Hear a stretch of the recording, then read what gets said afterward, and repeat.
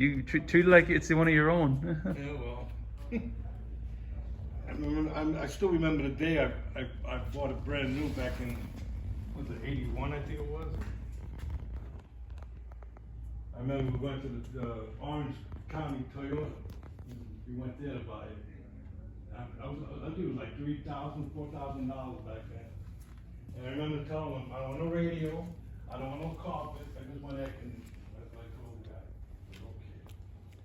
And then when I finally got it, I had my brother put the stereo in and all that in the car.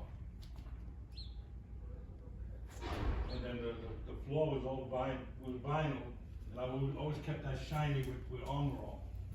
The floor, because it had no carpet. And I had the spoke rims on it, and I had that shine. I had the spray bottle, shining up nice and shiny.